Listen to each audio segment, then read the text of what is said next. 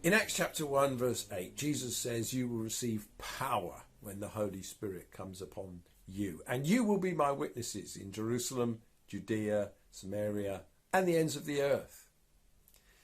10 days after Jesus ascended into heaven, 50 days after Passover, the Feast of Pentecost, the 50 days, Pentecost, is a harvest festival and of ingathering. And on that day, as the disciples gathered in the upper room, the power of the Holy Spirit came upon them.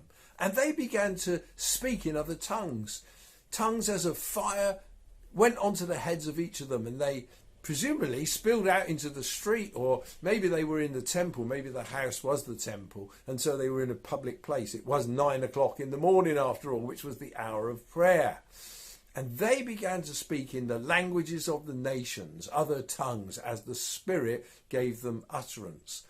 They were going to communicate the gospel to those who've come from all the diaspora, the Jewish community in dispersion, and they began to proclaim the mighty praises of God to them in their own languages.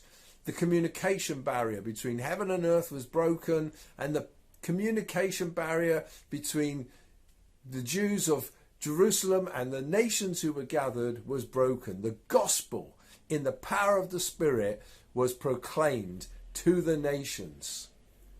What does the power of the Holy Spirit feel like? Well, it can feel like that you're just overwhelming with confidence and able to speak fluently.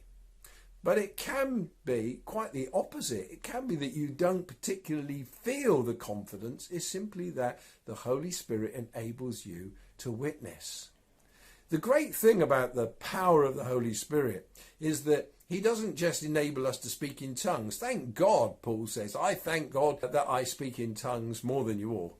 And Jude encourages us, pray in the Spirit. Pray in the Spirit. It's probably referring to speaking in tongues. Not absolutely sure. But praying in tongues is a way of building yourself up. It's a way of edifying the individual. And it's a good spiritual gift to develop. But power from the Holy Spirit doesn't just enable us to speak in tongues. Power from the Holy Spirit enables us to conquer sin, to resist temptation. It enables us to pray. When we don't know how to pray as we ought, the Spirit himself utters for us in groans and words that just cannot be expressed. The Holy Spirit is given to enable us to know that God is our Father and we are his children. That gives us a confidence in life when we're tempted or when opportunities come, to declare the truth and know that God is with us. You shall be my witnesses when the Spirit comes upon you, Jesus says.